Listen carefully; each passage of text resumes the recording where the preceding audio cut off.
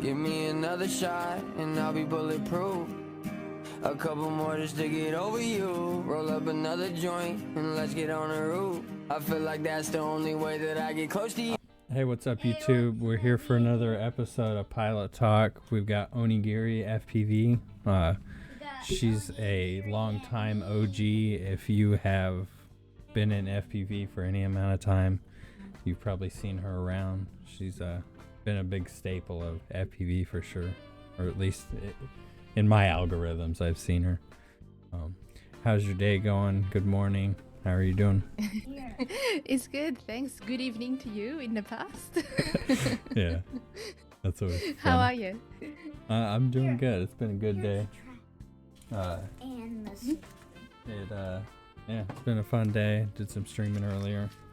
Looking into more of your content and your background and stuff, and I interviewed Birdie FPV. He's another Aussie guy, and when I said it was funny to.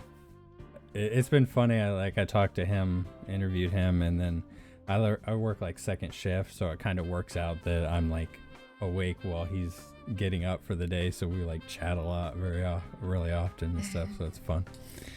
Nice. Yeah, but I was looking through your content and because like I said, I'd known you because you're like somewhat in the realm of Rotorite and stuff like that.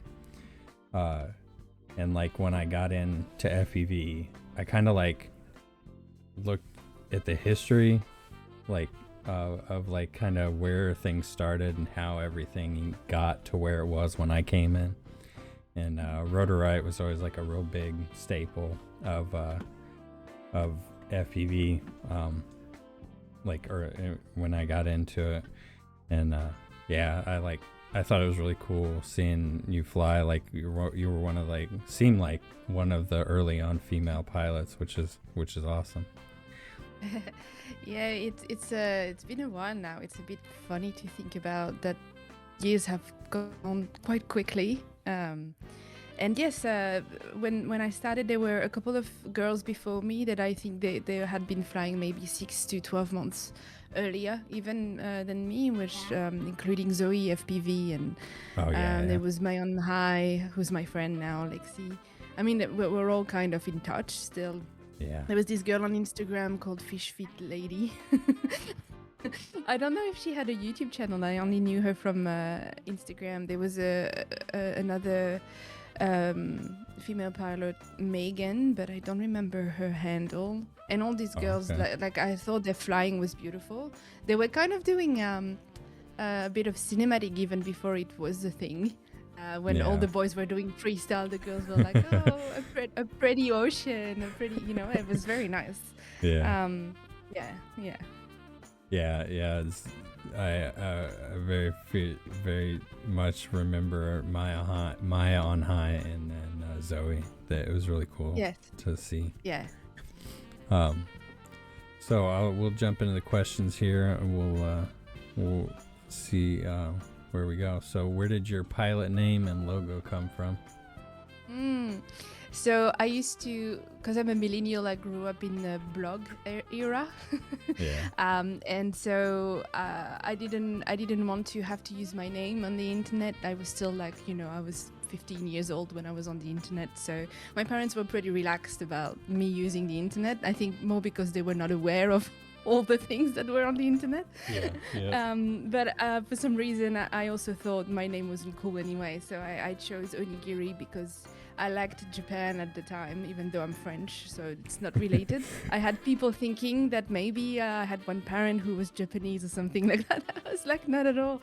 I like food. I like Japan, and I didn't really find it myself. It's my friend in high school who ended up being like, "Oh, that's cool. That suits you." So then I just kept it. Every time I had to do something on the internet, it was with Onigiri. And so when FPV came along, because it was also based on sharing on the internet, I just kept the same thing. And the first logo I can't remember, did I have I can't remember exactly which one the first one was, but my ex-partner, his dad was a graphic designer and an artist, also just drawing in general. He was like, I can make you a logo if you want. So he made me Okay. my first one. That's Yeah. cool. The most recent one I was using, I did it myself. I wanted something a bit more like, a bit less childish, because I started FPV, I was in my early 20s, and after that I was like, well, maybe it's time I have a more serious one now. Yeah, that's really cool. You got like, you know, you're French, have a Japanese pilot handle, live in Australia. It's like you got like it's all across the It's world kind of confusing. thing. No, Yes. yeah, it's cool though. It's cool. Next question I got for you. So like I said, I'll rephrase these. How often did you fly IRL, like in the heyday? You know, Yes.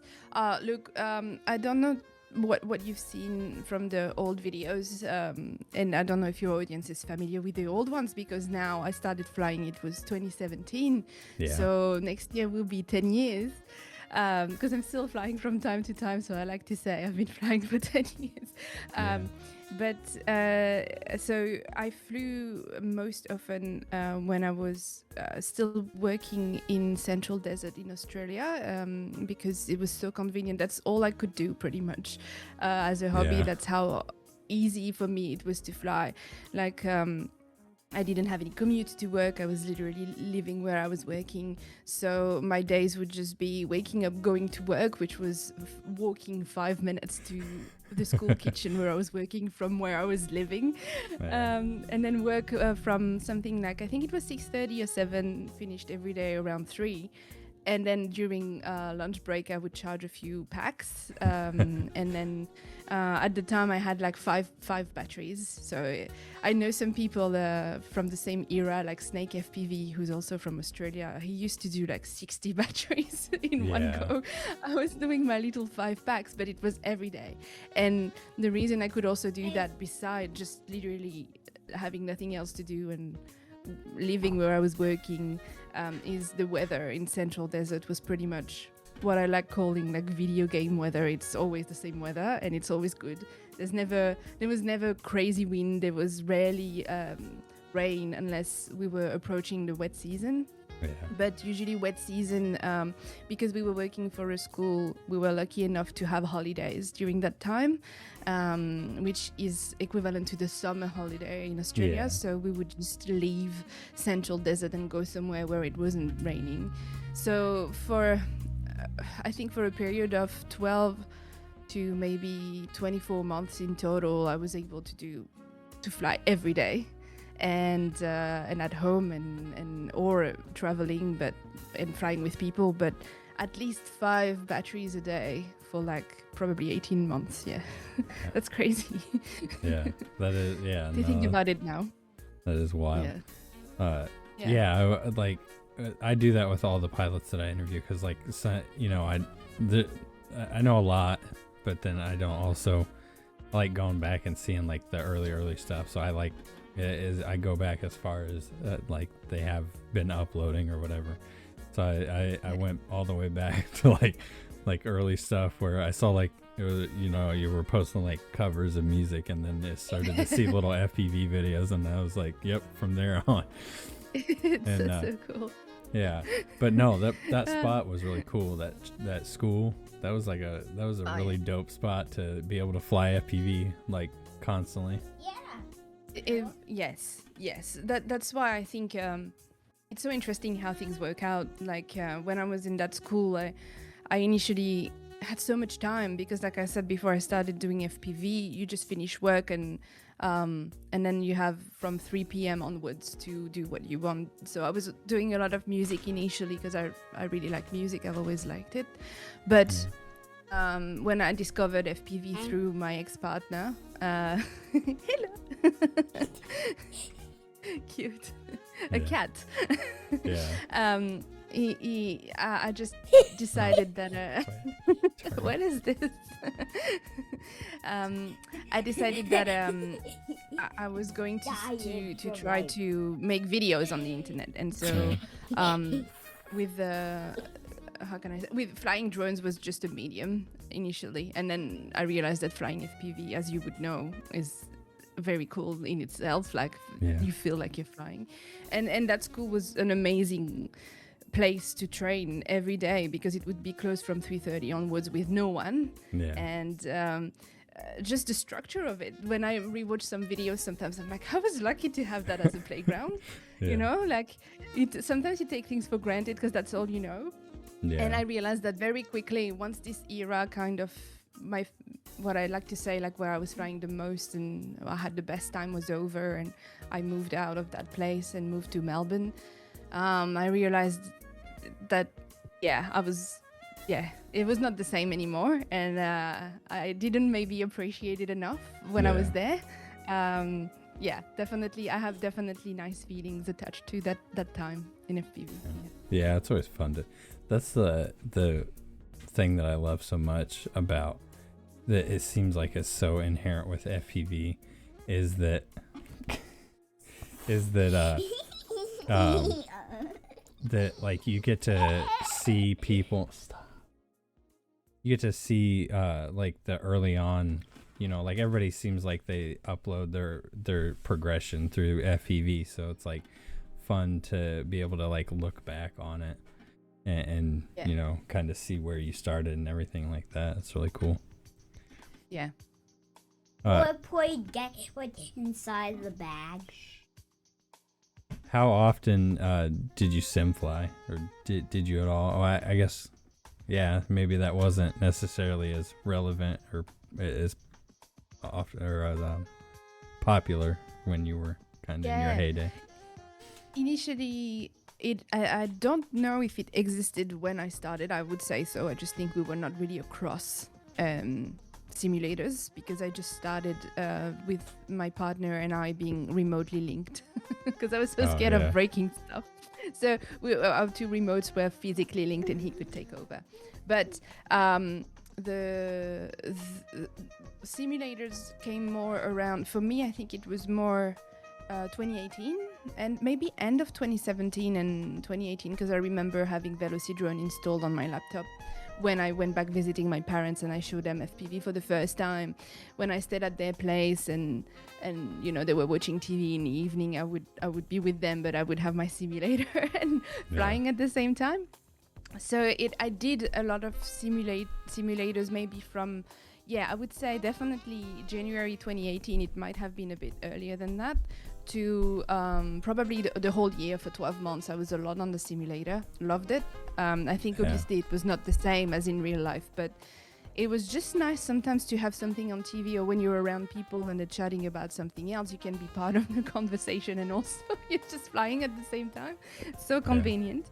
I have this weird relationship with Velocidrone though, where I did it so much, it was amazing. And then when my life changed a little bit during 2019 and I dropped a bit of FPV and everything, I dropped the simulator as well. And when I tried to go back to it, I wanted to start again with the simulator to see how much I had to recover from the lost skills. And I've never really been able to fly simulators again because now I get sick, get motion sickness from it, which I never had that problem before. I know I have a different laptop now, and it could be some frame rate. I've definitely tried to tweak a few things since then to figure it out, and it's very rare. I used to be able to do 4 hours of sim, and now sometimes after 15 minutes I have to go and lie down. It could just be age, but I think I don't know. I haven't figured out what has changed. And it's a shame because I think Velocidrone has come a long way since then, and it's a great simulator. And that just reminded me that someone, another simulator business had contacted me last year asking me if I could test the simulator, and I still didn't have the chance. I have to go back to them and be like, sorry, I still haven't checked it out. That's a bit of ADHD. I feel a bit bad remembering that now, but who knows, maybe that simulator will work out for me. I don't know. No, I've definitely heard that from a few pilots, is like they can't do sims because they get motion sickness, which I think is interesting. It's really cool. Yeah. And then I've also heard like some pilots get like motion sickness standing up flying, and they like have to sit down to fly. It's interesting. Yeah. Yeah. Yeah, interesting. Yeah, I've always stood up flying. Yeah. So yeah, when you sit when I race, the few times I rarely raced, I did sit down, and it actually does help. Yeah. Yeah. That's funny. Next question I got for you is, what's your caffeine choice?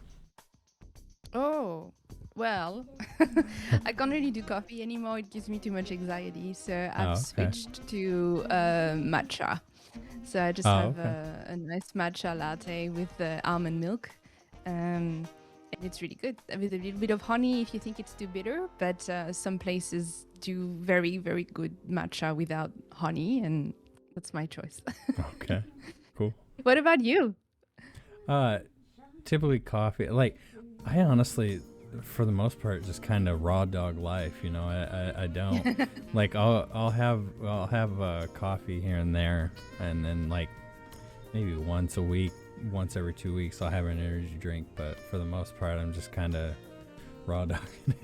Just honestly, a good night's sleep and hydration, I still think is superior to any caffeine cheat code. But I didn't think that when I was younger, and I probably ruined my stomach, and now I cope the consequences. Yeah. Do you run, did you run pre-arm on your quads? Or do you Yes, I did have, you mean like an arming sequence? Yeah. To not chop your fingers off? Yes, yeah, definitely. Yeah. Yeah, I guess you flew proud. KISS, so it's different on Yeah. KISS, so yeah. Yes, to these days, I'm proud that I've never chopped my fingers. And again, sometimes I still occasionally fly, and I always think sometimes, is this going to be the day where something happens? I've seen horrible photos on Facebook. Oh, yeah. But yeah, I did have pre-arm sequence. My first radio was, oh my God, a Taranis QX7. Was QX7? Was that my first one? Was that the ones that were really flat and like rectangle-ish Yeah, ones? with like I the think it cut was the corners. Yeah. Yes. So I had that, and as you know, like it was so easy to just bend. Oh, to yeah. grab Yeah. So I have not only, I think it couldn't take off when I was, my stick also had Yeah, you had to have zero throttle. Yes, but also I had two switches, and then I Yeah. had another Taranis, which I sold, and I regretted selling because at the time I was full on Crossfire, so I sold to get the Tango 2. Yeah. I still have my Tango 2, and I also, this one, because my arming switch is just a press on button, so this one I just press. This is way more safe. That's why I when the Tango 2 came out, I was like, this is the best controller for me, because I used to always break switches, and I was scared of flicking them, by mistake. And I really liked for my hands, some guys were like, the Tango 2 is too small, but for me it was great. But I do miss my which Taranis was it? I don't have I know I saw you had the QX7 in a lot of your videos. So you probably started out with FR Sky, right? Or did you go straight to Crossfire? Okay. I absolutely fucking hate FR Sky. It's so terrible. It was such a terrible. Oh, yes, it is. What did you? So you started with FR Sky as well? Yeah. So I started in 2021, maybe. Yes. Okay. So it was maybe a year or two before ELRS. So it was in that weird where there was like Tracer, Crossfire, and FR Sky. And oh my Lord, I hated FR Sky. It was such a hassle to bind, like every time. Every time I'd have issues. Look, I find this after my QX7, I got a X90 FR Sky X90. Yeah. This is the one I regret selling, not because I love my Tango 2, like I said, but I should have kept it, the X90, because several things. I think I did fly a bit better on my X90 because of the resolution of the sticks, which I wasn't aware was a thing. And one day I asked Joshua Bardwell, I think I asked him, I was like, am I crazy or do I need to change my rates now that I'm on Tango 2? And I had to. But also like you just mentioned with protocol changing and things like that. Are you ready? Now I'm a bit to stuck show with my Tango here 2 from if I your wanted to fly 2026 and from ELRS. your Yeah. 2027? I would need to do a mod, which I probably would have. I mean, I would have to do it on the X90 as well, but maybe it would be easier to just swap modules. But Crossfire definitely improved everything. Like I remember switching to it in 2018 as well when I was in the US. I got proper receivers and proper modules, and my flying just went like it improved immediately. Yeah. Yeah, Yeah.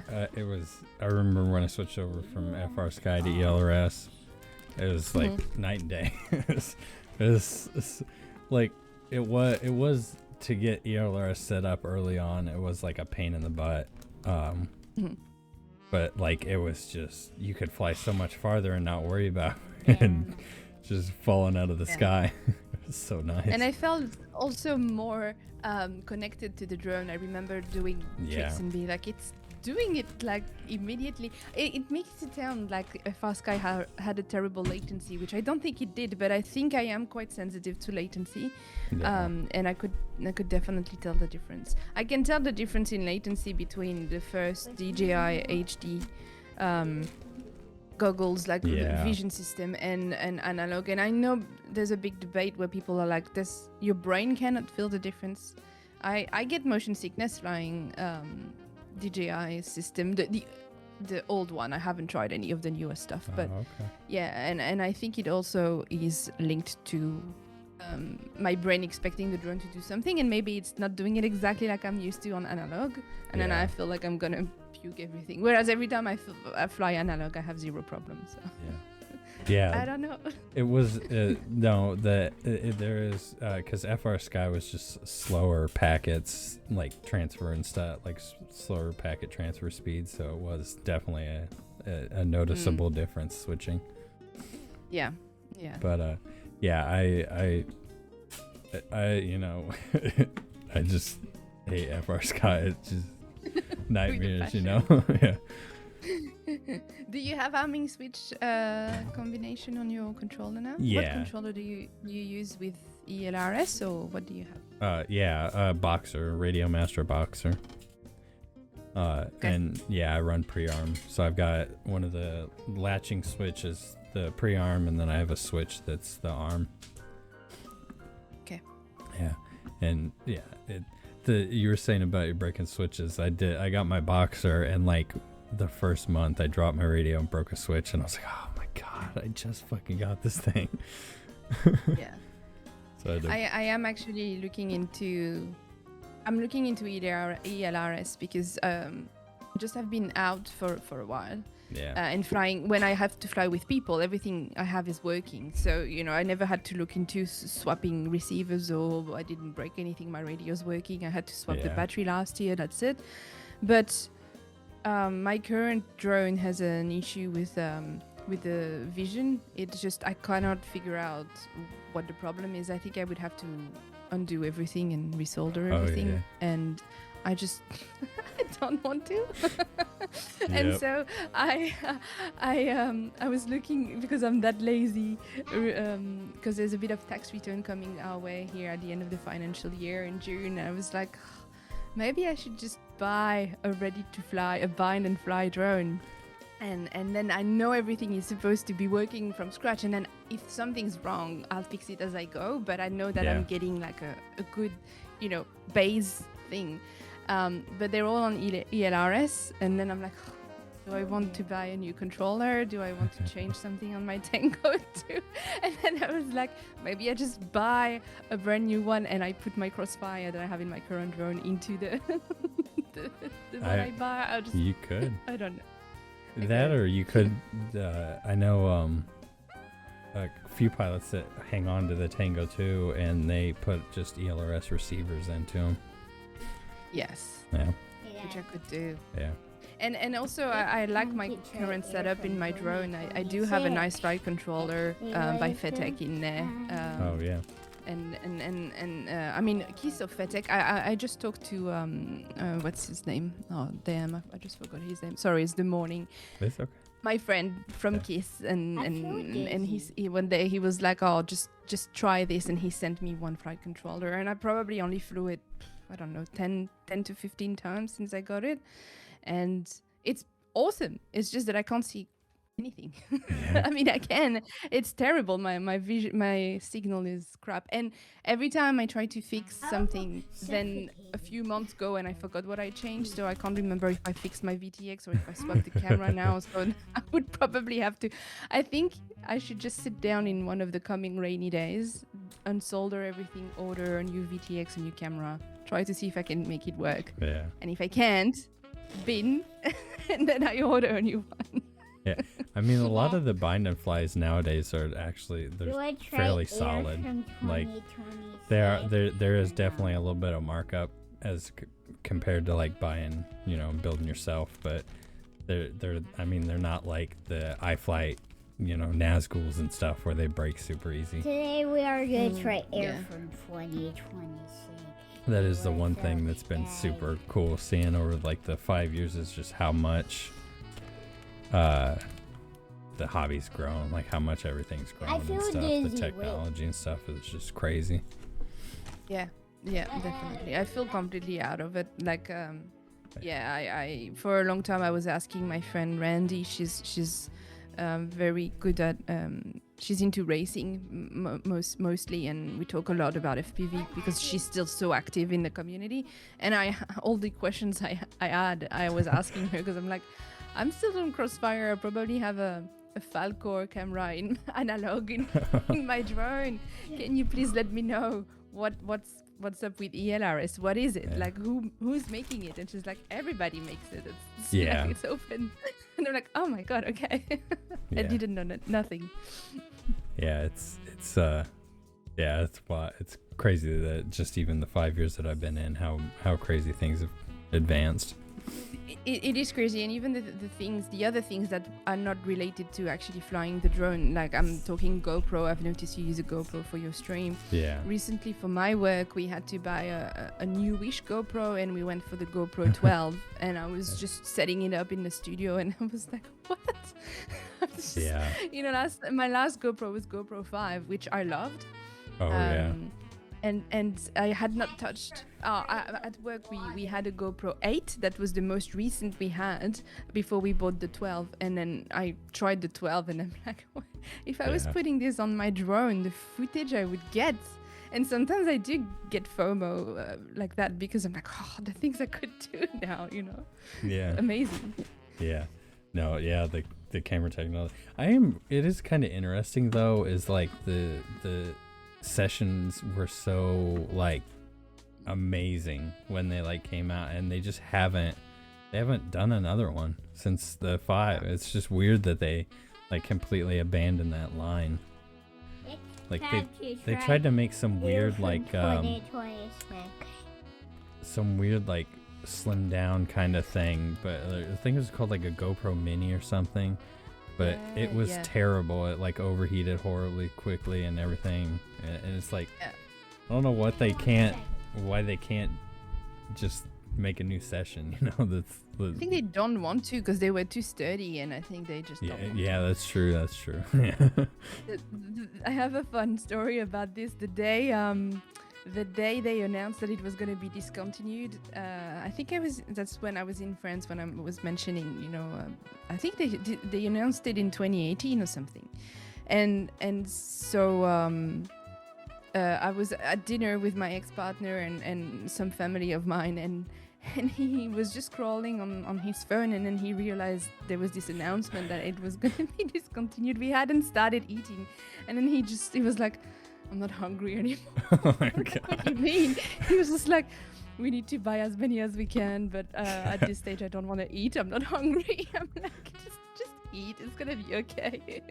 It was like the end of the world, and I didn't realize, but he was quite right, because It's true. Since then, it's been way more expensive to put GoPros on drones. I don't do it. Yeah. I have an old run cam, action cam that they sent me ages ago. Probably they sent it to me same year, 2018, and it's still working and it's great. But it's very expensive to put GoPro 12 and 13 and go into freestyle like that. And so I think if I ever, it's tempting to get a GoPro 12 because it's amazing, or 13, but I don't think I would do crazy freestyle with it. That's the ones where I would do nice lines and no long range. If you want to find something that's like kind of similar, the DJI Actions, not the Osmo, but the Actions, they're like they're fairly durable, and they're pretty streamlined and everything, and they get good footage. Is that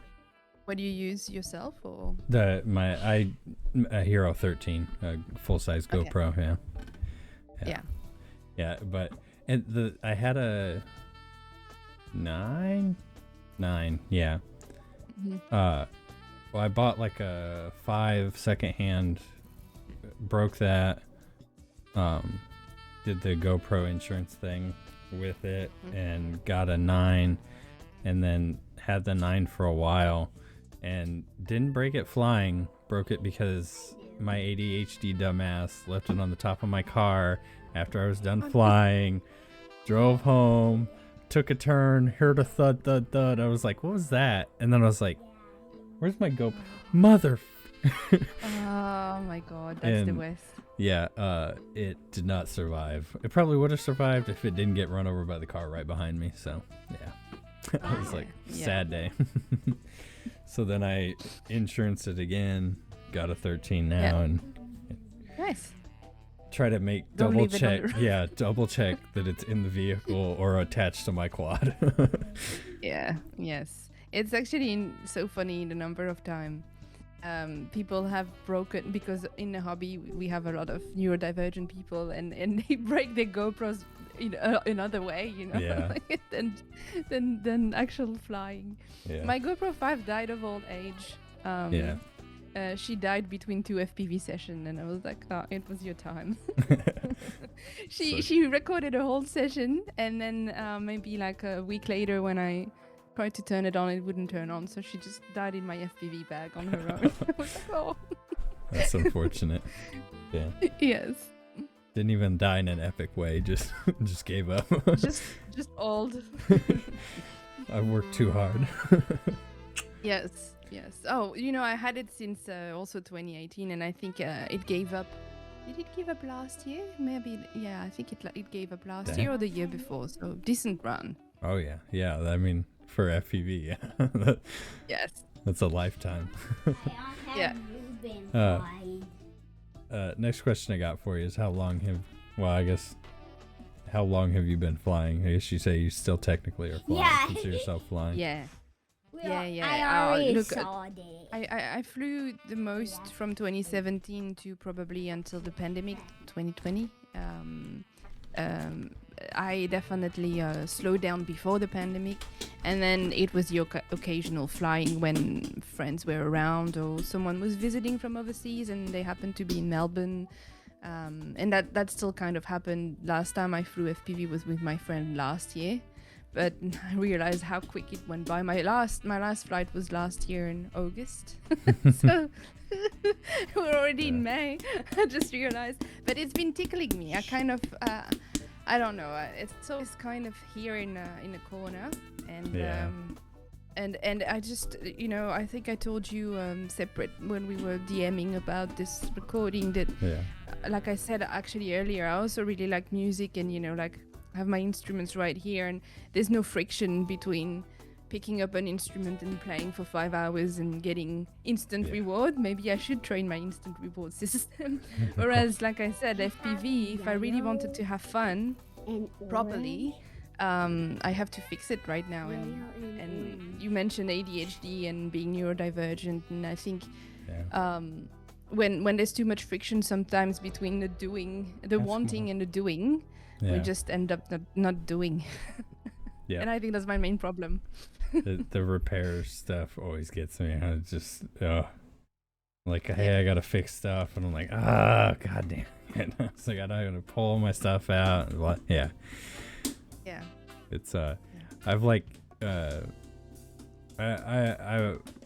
started out like with a whoop, and then I got like a 3-inch, and then I went to 5-inch, and then I kind of went back to whoops more recently. And it's just like my whoop that I have now, I swear it's like every 2 weeks, 3 weeks, I freaking pop a motor wire, and I gotta tear it all down to resolder the motor wires on. It's like, can you just stop doing this? Yes. You Yeah. quit breaking. What whoop did you start with when you started in 2021? I bought a Mob 7. Oh yeah. Yeah, and Yeah. and it was the PH 2.0, and it flew like shit because of the battery, because it could be ran as 1 or 2S, but they only gave you 1S battery, so you had to do the double battery to be 2S, and then I didn't know that. yeah, they had like it was basically like a jumper that you plugged in 2 1S batteries, and it made it 2S. But yeah, I was like, I got tired of that and read all this stuff about how like PH 2.0 was terrible and everything, and I was like, I've never soldered before. I was like, but I feel like I'm competent enough, I can figure it out. So I was like, okay, I'm gonna solder XT30 on it, so then I can just run like straight real 2S batteries. And and I was like, okay, get the stuff for soldering iron, and I was like, I like practice on some dead electronics that I just had laying around. Yeah. I was like, okay, I think I can do this. And then went and tried to get the XT30 on, and just a horrible job, mangled the thing to death, and ended up frying it. So I just like, well, damn. I was like, well, I guess I'm gonna try to get a bigger quad. So I got like a 3-inch Darwin FPV baby ape. It was Okay. and it was a good quad. It was reliable. I kept it. It definitely got beat to death because I don't know where it is, buddy. I'm gonna have a look what it was. The ape. Actually, I'll look on my phone. How did you find when you went to 5-inch? What stood out to you between flying 3-inch to 5-inch? Just the power. I mean, the like throttle, and you just 200 feet up in the air with barely anything. That baby ape though, it was recommended for like 450 batteries, and I was running it on 850s. So it was like way too heavy of batteries for that poor thing. And I killed like 3 or 4 different motors on it, pretty sure because of that. Like, because they were just struggling to function.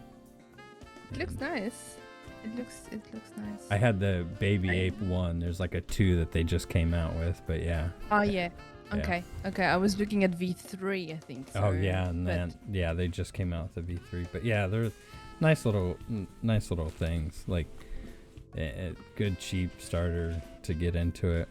And yeah, but 5-inch is just, it's a whole other ball game. yeah 5-inch is really nice. I had a 3-inch at some stage.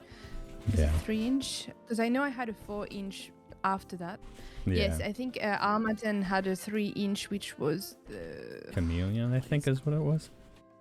Yeah, maybe it was a 3-inch, because I got the normal Chameleon for sure. Maybe it was called. No, I think it was. It might have been that name, 3.5, like the weird side. Yeah. Let me check. But at the time, it was taking 4S, 3S, 4S. And it was. I found that it was very on and off. Like it didn't fly as it was like full power, and as soon as you stopped giving it a bit of throttle, it would fall very quickly. But maybe it was a Chameleon 3-inch, but I thought it no Gecko. It was a Gecko. It was called a Gecko. Yeah. And then I think I gave it to a friend. Yeah, I liked it. I liked the shape that it had. And it did I really well, honestly, for a 3-inch. It's just that you just can't compare 3 and 4-inch. And the closer that I got to enjoying flying with a smaller Yeah. drone was the 4-inch Alien by Impulse RC. It flew really nice. Yeah. I just had issues tuning it because I'm not a good tuning person, and and it's a bit different than usual. It would get a bit hot, so the motors. So I didn't trust it 100%. I was like, I'm gonna burn motors. So I went back to 5-inch. But in terms of flying, I think if you could tune it properly, not like me, it would have been really nice to fly. Yeah. Yeah. I mean, nowadays there's a lot of like 3 inches, definitely 3.5. Those like weird in between sizes are like really popular for the last like 2 years. They've been popping off, going crazy.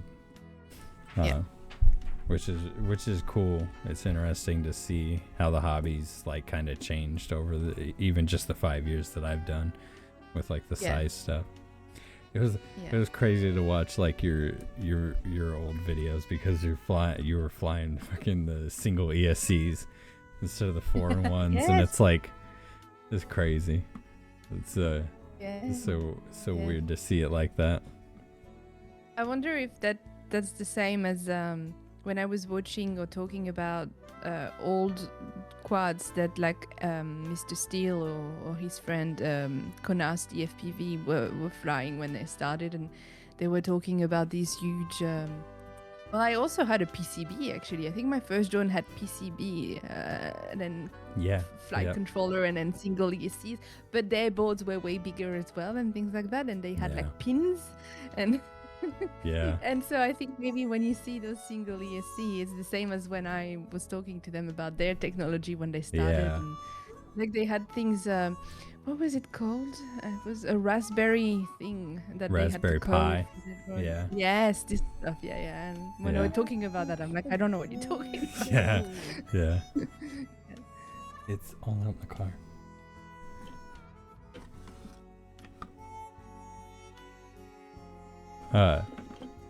It's crazy. Like, cause like I said, when I got in, I like really like looked back at the history of stuff, and it was so cool to see like the crazy stuff that they did.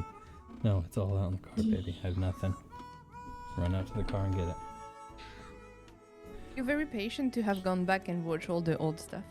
yeah. I don't know. It interested me like to see like they were like sticking wood together with like with motors that were meant for like planes and stuff to try to like it's crazy. How did you discover how did you hear about FPV actually? I started I knew about like camera drones, like DJI camera drones. Kind of that was what I got into because I bought like a Mini 2 in like 2020-ish probably. Didn't know about FPV, just knew about camera drones and like messed around with that for probably like 6 months, and then stumbled across FPV because I was looking around at just like drone content on YouTube. And then I think I like stumbled across Ken Heron, and he was like starting to get into like FPV himself. I was like, oh, what's this? And then I like dove into it, and I was like, okay, fuck that Mini 2, I don't care. FPV is like, oh my god, what the hell? And then just like full on dove into that, and like I say it all the time. I wish that I had gotten into it sooner, like when it was like early on, like 2016. The crazy. Wish that I would have got back into it because it would have just like itched so much of my ADHD so much. Yeah, it was a nice time. It was great. Yeah. But I think it is like it definitely seemed like it was really cool, and like the underground stuff. But like there's also it's nice now people getting in because it's way more accessible and way easier. To be like, hey, just buy these things, watch this video, and probably like an hour, 2 hours, put some time in the sim, and you'll be up and flying and having fun. Yeah, that's so good. That yeah, definitely. And also just having a lot of answers to questions that at the time, even like we were lucky that when we started flying, Facebook groups were a thing already, but talking about the difference with the pilots that were before me when they had to go on forums and obscure forums and figure it out. I think when we started, there was still some like very specific answers that you couldn't find on Facebook groups, and you still had to go check forums. But the normal answers, if you just started, you could go to FPV Live Facebook group and be like, how do I do this? And you would have the trolls, of course, but you would also have the helpful people. And now you just have like answers everywhere. You have so many tutorials. By now, I don't know how many videos Joshua Bardwell has, but he's covered everything. There's great website. I always read what Oscar Liang does on his website. There's everything. It is so good that you finally can just, like you said, you discover it one day, and the next day you know exactly what to do. It's amazing. Inside the laundry machine. I don't know. Because they got stuck in there. Goofball.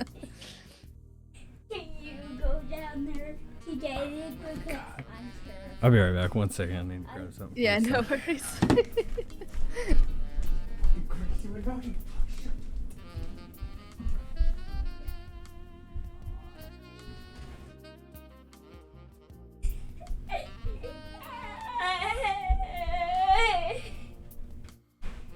What happened?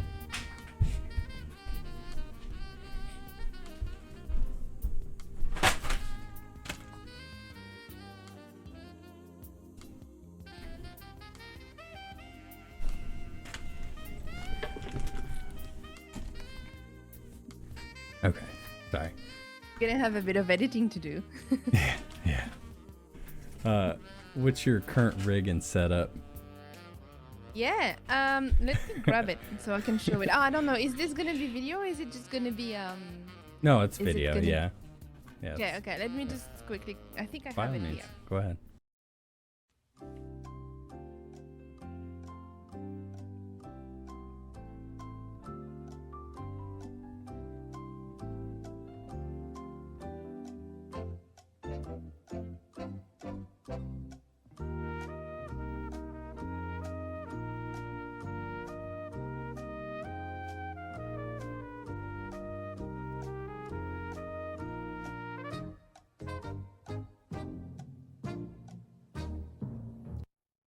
Okay, can you hear me? Yep. All You good. didn't unplug anything by mistake. So, oh, actually, I grabbed the wrong one. That's okay. I'll still show you the small version. The small version that I had. That's the 4-inch that I was talking about, which is an alien that I flew a lot. So for the frame, that would probably be Impulsar C 5-inch alien, which people can't get anymore now, apparently. Yeah. And so I was running a KISS system in it, which or FETEC, like I keep calling it KISS, but I believe now it is supposed to be called FETEC.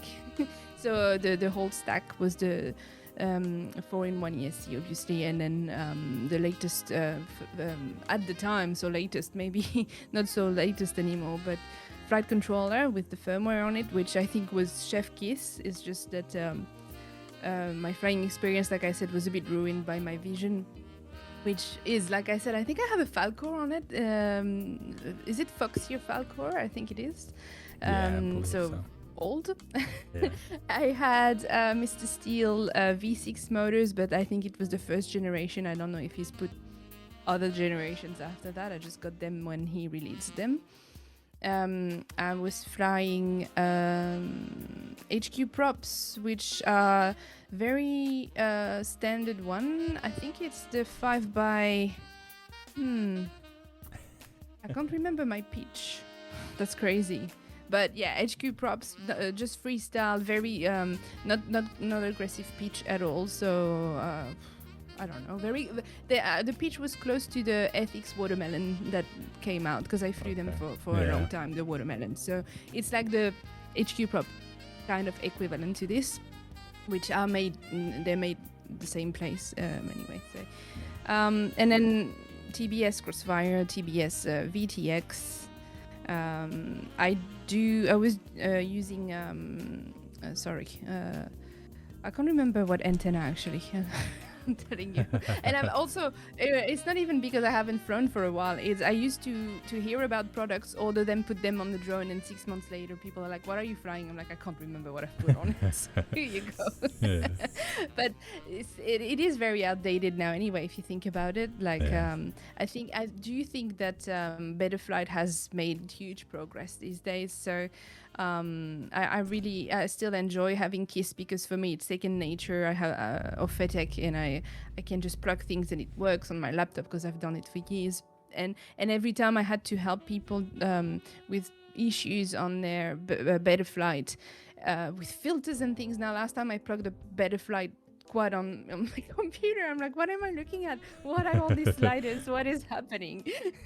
And I think it's great. It is so great that it's made so much improvement. But last time I looked at a Betaflight quad, I was like, I don't know what I'm looking at. What? I don't even remember. Oh, because I had I bought for my work. We were testing some cine quads. Oh, okay, and so they were on FR Sky because we bought them ready to go. So that's why I was looking at that, I think.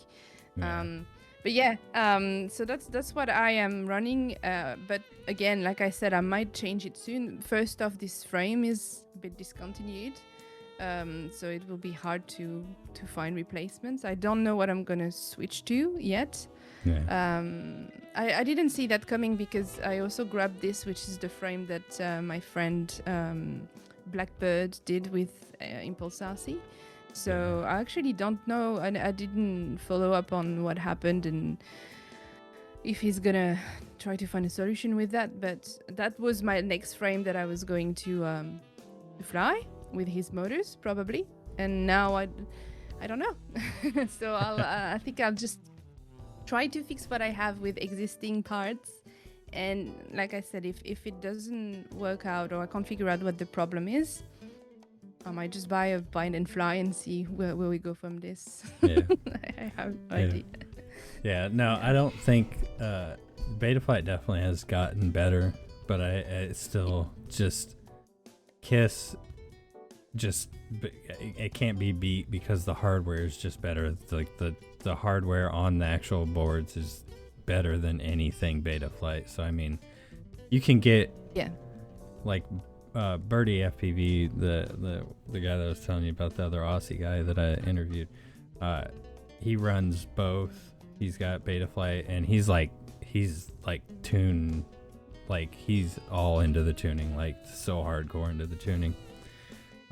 And he's got a frame coming out, so he's been putting in like packs, like so many packs on trying to just eke out the tiny littlest stuff with like the Betaflight tune, and he's gotten it like really good, like it feels amazing. It just, you can't compare to KISS. KISS is just, the hardware's better. It's just like you can get really close with Betaflight, but you'll never beat it. Well, I was trying to find the name of the frame, which I feel bad now because I can't remember. But when I was going to switch this, I even did promo photo for that frame for Impulse RC, and I can't bloody remember the name. I told you I'm useless with remembering, and it's my friend's frame. I was going maybe to switch to Betaflight because he did the same.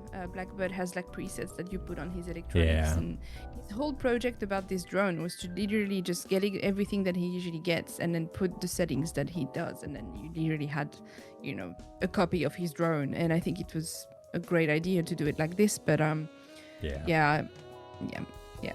So far, I haven't really tried Betaflight. Again, yeah.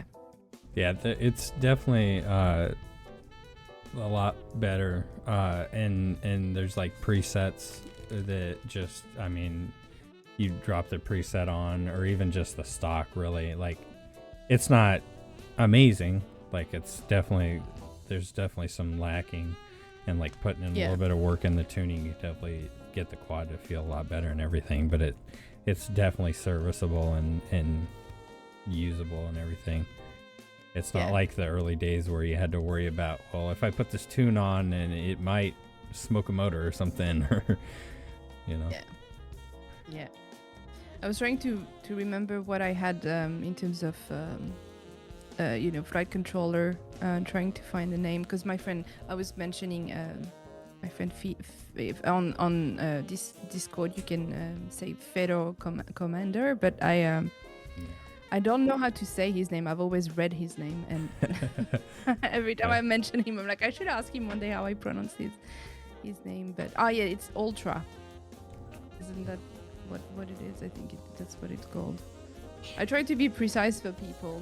It's the same when I talk about my guitars, and people are like, "Oh, you play music? What do you have?" I'm like, I don't know. Let me have a look. it has strings on feel it, bad. and I strum it. The only thing I kind of know is my cameras for work, because I had so many times people asking what I use that I've ended up memorizing as well, and then there's less stuff to memorize, so I know what I'm using as camera, but every time I'm with my guitar, I'm like, I don't know, it's green.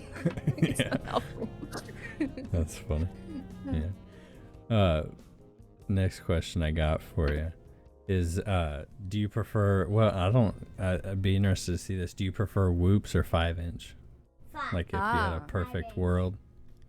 5-inch. Yeah. 5-inch, because whoops, they're really fun. I had a few Acrobees over the years, from the very first one to the ones that were, I think they released a really good one that I flew, that was in 2020. I remember being quarantined at home, and he sent me I don't know necessarily if the frame was new, but definitely the motors were different, and it was on Crossfire. It directly could talk to my Tango 2, and it was amazing to fly it at home. I do get a bit of motion sickness flying little drones indoors as well. I think it has something to do with the lens on the camera. If it's too wide, which they have a tendency to put wide lens on Acrobees and Tiny Whoop, because it's just in the design. I think this, especially the peripheral thing that I see in my goggles, makes me a bit sick. But regardless, I think 5-inch is I don't know. Yeah. It's the sound, the feeling, the look of them is just nice. It's, to me, it's the F1 of the drones. You know, it's just it's the perfect balance of everything. Although I have friends who fly 6-inch as well, and they say it's also a nice thing, which I haven't tried yet, but 5-inch over whoops, definitely. Yeah. Okay. Yeah. The big What do thing. you think? I think that I think the whoops have definitely gotten way better, and just how they handle and how they fly and everything, and the technology with them, and they're definitely a lot more durable than they were. But I mean, just if you've got the space for it, if you got the location for it, 5-inch is just, there's nothing. It's just that it's got that special sauce, you know, that you can't touch with anything else. But whoops are awesome for like gorilla whooping, or if you're in a city or something like that. They're super easy. You just pull them out. Nobody's gonna pay any attention. Nobody's gonna be like, "Oh my God, what are you doing? Oh my God, get away from me!" You know. It was so funny. Last time I did gorilla whooping, it was with a friend in Melbourne. I didn't do it. I just went there and just spectated and watched in the goggles. But I had never really done anything like that myself, because my little Acrobees couldn't really stand that type of effort. And my friend dived some like random apartment building that still looked good in like quiet street and stuff, but I was still like, oh my God, you know, like I was stressed. And then at some stage there, you know, they came back, landed, and someone was just walking past and they landed. The person didn't care. They looked at it and were like, oh, you have a little toy drone. And I was like, yeah, it's fun. We fly it with goggles. Nobody cared. And I'm like, well, that's definitely a good thing, in favor of whoops is that they have that, is that they're so there's no consequence, and that's really good, because I still think that I never fly on my own, because when I fly alone, I'm always scared that something's gonna happen, like a baby is gonna run through the drone or whatever, like I'm just always scared of hurting someone or damaging something, which you definitely don't have to think of when you fly whoops. So that's a good thing. Or like one of the 57 things that are trying to kill you in Australia, sneak up on you. That as well. Next question I got for you is, how were you introduced to FPV? Sorry, what did you say? How were you introduced to FPV? Oh, yes. I saw, speaking of Rotor Riot, I did see for a while things playing on TV. I wasn't really paying attention because my partner was watching their content. But then one day I saw Tommy, not on the Rotor Riot channel, on his own channel. He flew in Hawaii. That's when they did their trip to Hawaii. And there was something where he flew near a waterfall of some sort, I think, and then he went through a gap. And I thought the vision was amazing. And I was like, I'd like to do that. I would like to. But by then, I think I already had a Mavic Pro 1. Because at the time I was watching Casey Neistat YouTube channel. I sound like a dinosaur. Yeah. And he just had his Mavic 1, the Mavic Pro 1. Yeah. And I was like, I want one. It was a time where I was also traveling a bit in Australia during holidays, school holidays and things like that. Had lots of free time, so bought that Mavic Pro. And then when I saw Tommy's video, I thought, this is another tool for storytelling. Let's just give it a go, And so that's how I started in FPV. That's awesome. Yeah. That's definitely a bucket list to be able to like go fly in Hawaii. That would be just so beautiful to fucking fly. I would never do I don't think I'd have the balls to do the mountain surfing stuff myself, but like it's so beautiful to watch. It is like it's like you couldn't not be obsessed with that, seeing it. It's so amazing. What was your favorite childhood cartoon? Ooh, this is gonna be hard to choose. I watched lots. I'm gonna say there's two. One is kind of mainstream, and the other one I don't know if people know because it was very related to friends. So Ninja Turtles, 100%. Okay. Yeah. Love this. And the other one that I don't know if people know really well, it's called The Rose of Versailles. That's an anime actually, and it's about the French Revolution in Paris. It's that period of time, but the story is centered around a guard, like a French, like the castle guard, and everybody thinks it's a guy, but it's actually a woman. And no one knows it's a woman. It's a bit like Mulan, but based in in revolutionary France. So that was my second favorite cartoon. But also, I'm a big fan of Tintin. You know of Tintin and Snowy. It's a comic book in Europe. It's very famous. Oh, okay. It's a reporter from the 1930s or something. It's an amazing comic book. And they adapted it as a cartoon, so I don't know if that counts as well. I can't really choose. I love too many cartoons. Yeah. Okay. Yeah. That's interesting. That's cool. Yes. Did you have one? Did you have some fame?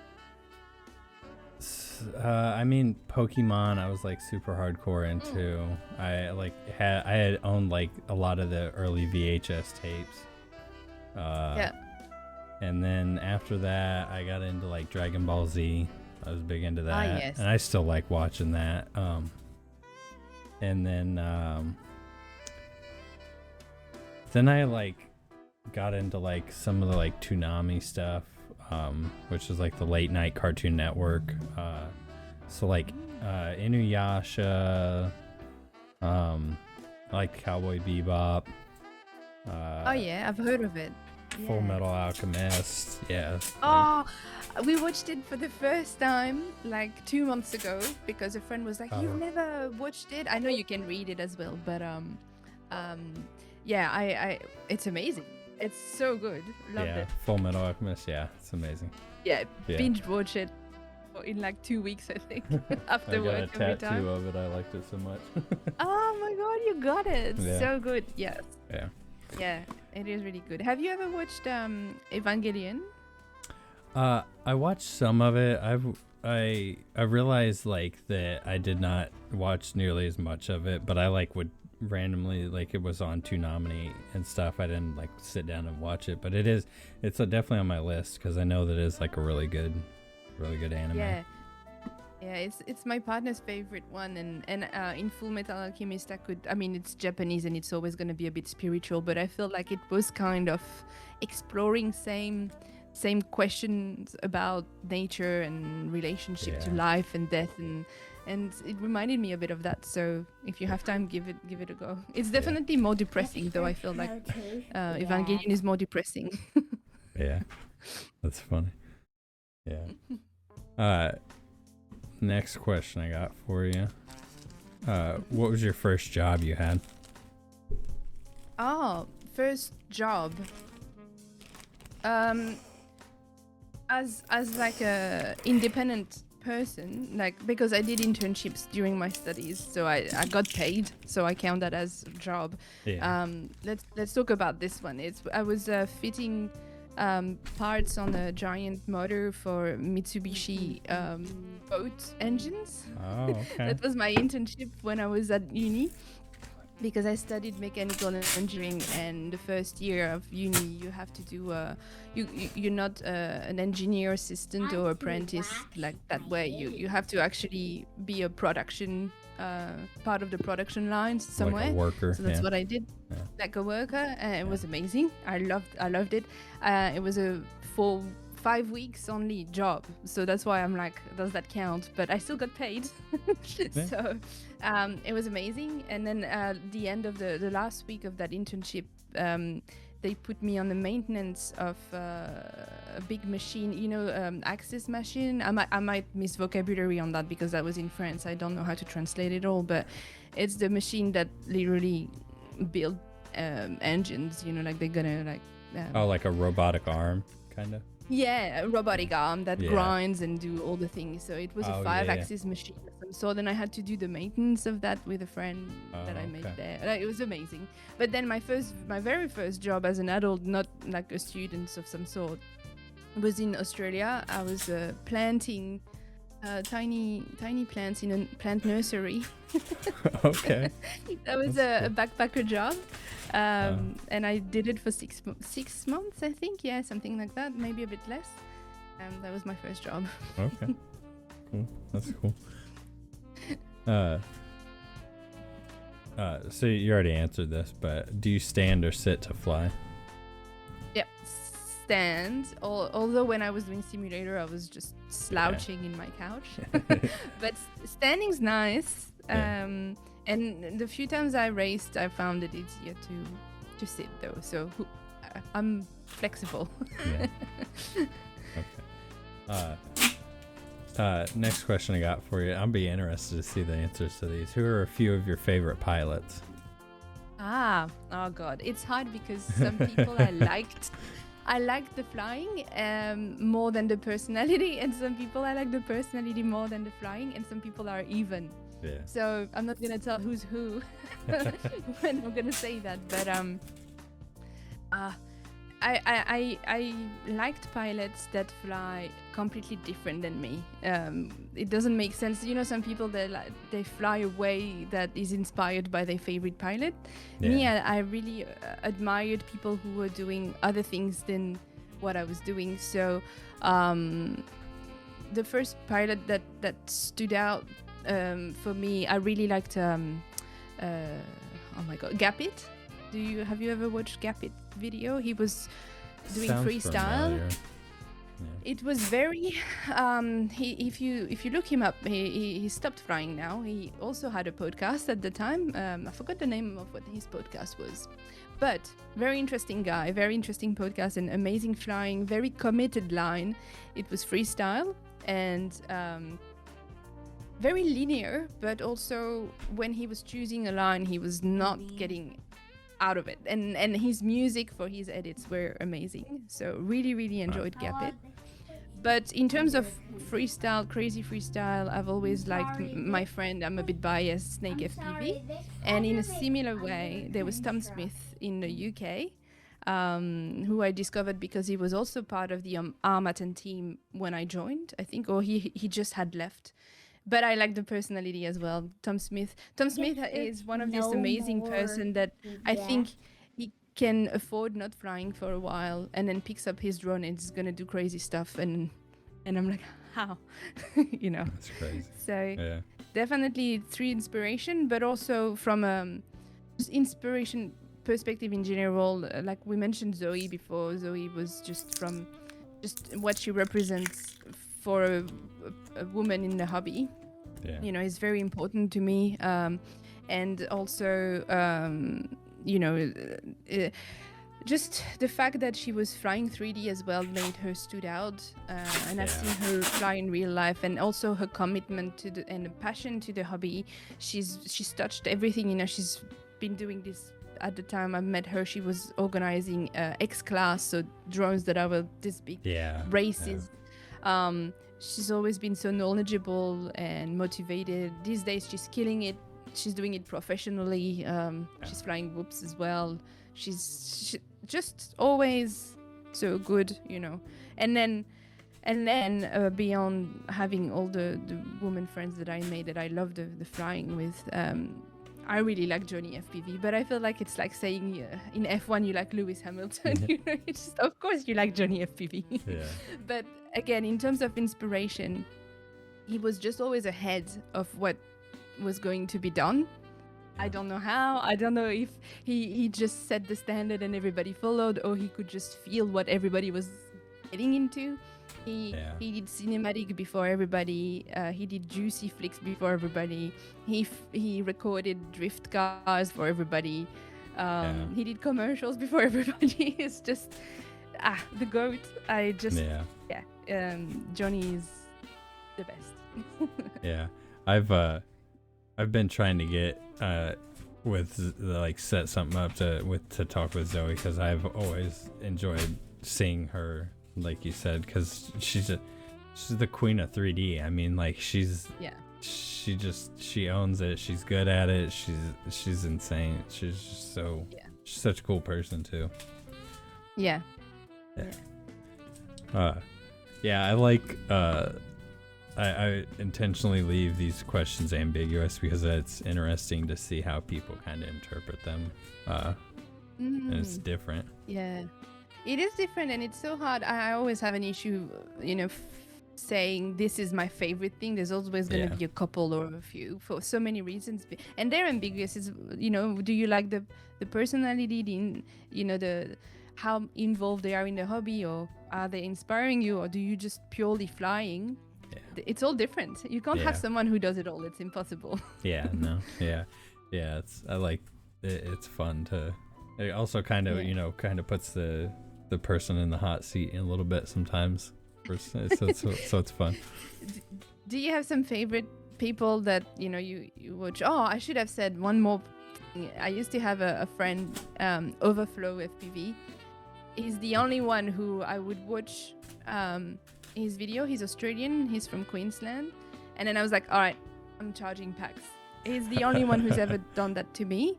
And he stopped flying, so maybe he's also the reason I don't fly anymore.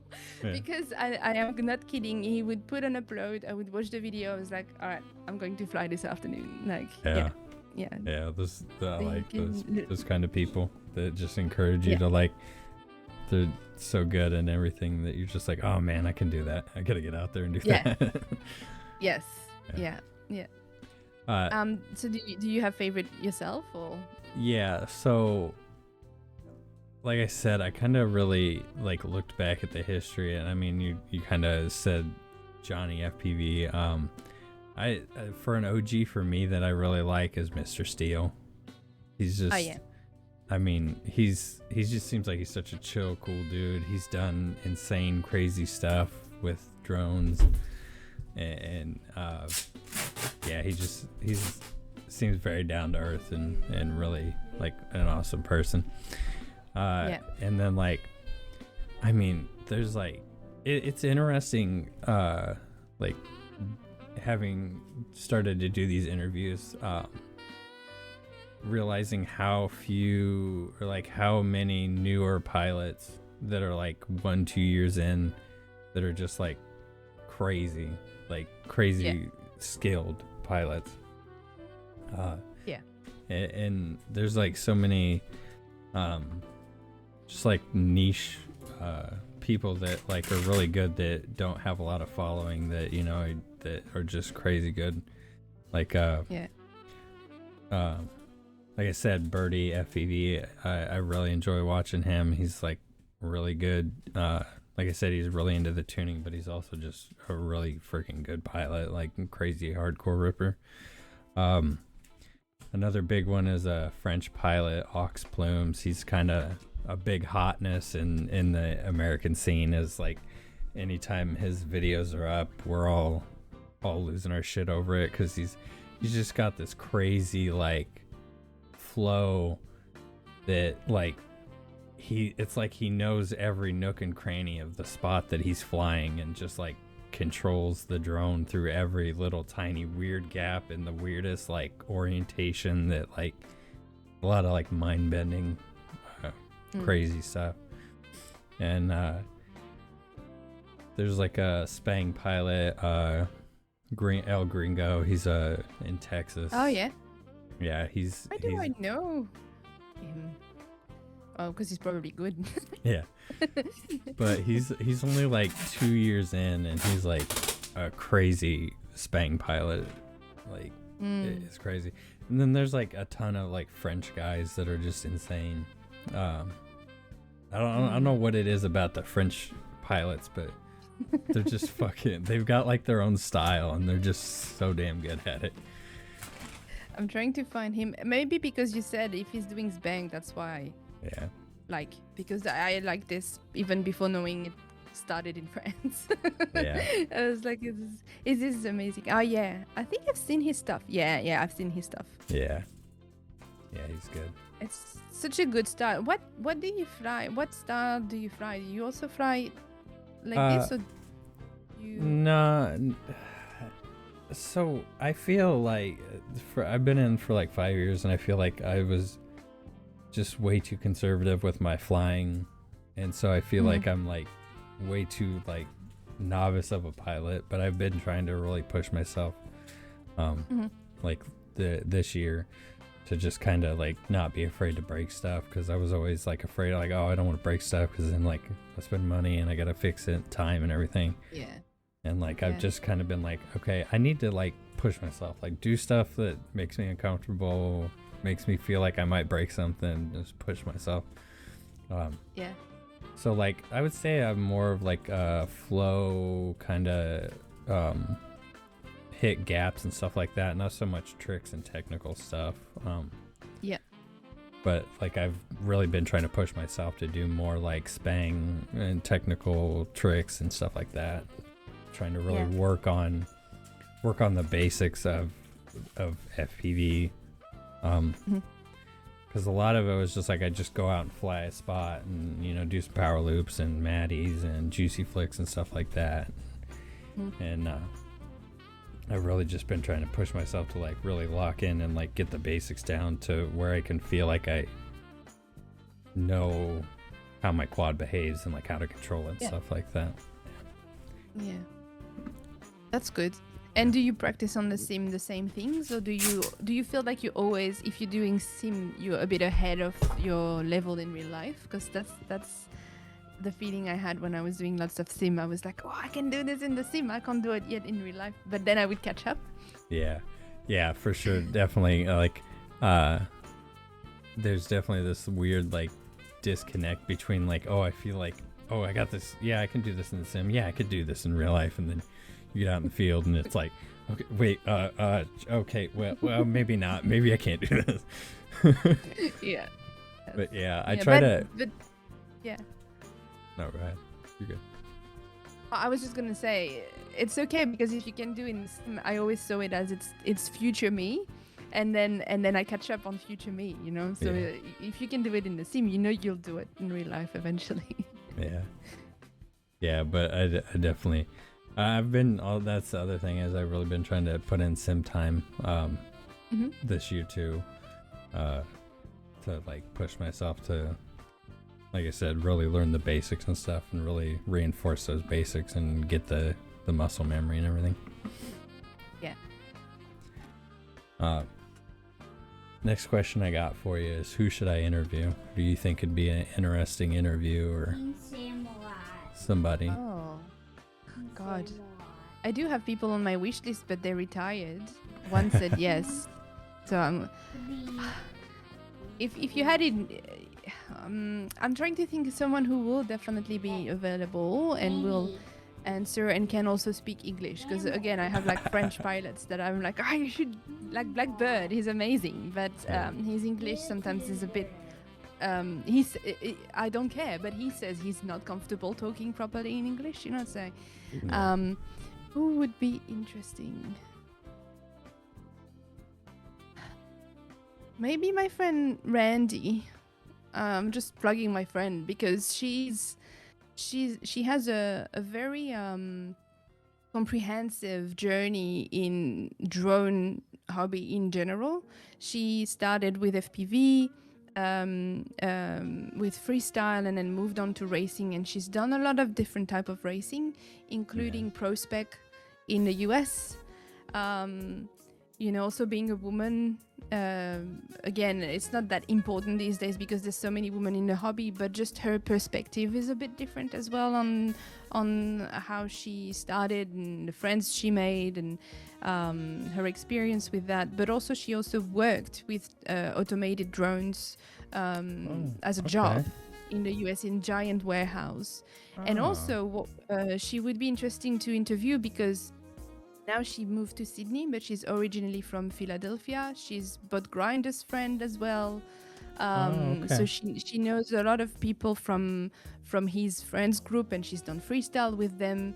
You know, she has a very it's lots of variety in her experience. And now she lives in Australia. She worked for another type of company here. She can't talk too much about it, but she can kind of tell you what she does. And it's another type of drone work. And now she's starting to race in the Australian scene. That's cool. And she's extremely knowledgeable. And I think that would be great if you could have her on the podcast. Oh, yeah, that's awesome. Yeah, I've interviewed 2 female racers so far, and yes. like when I got in, like I said, I got my Mini 2, and then I kind of stumbled across FPV, and not long after I stumbled across FPV, I stumbled across DRL, because it had just like been picked up by ESPN, and they were starting to do like live races and stuff, and I watched that religiously, like I was like literally a fucking like a sports guy watching his favorite team on Sunday night or whatever, you know, whatever. Like I was, every time I was like, I made sure I had in my calendar, like they race at this time, like and everything.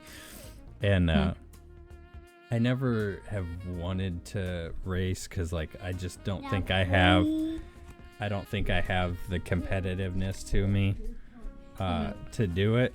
But like I absolutely love watching the racing, and it's just like I love not because it's not just like you make the drone go fast. It's so much more behind the scenes, like mental game stuff that you wouldn't even think of unless you kind of really like pay attention to it and everything, and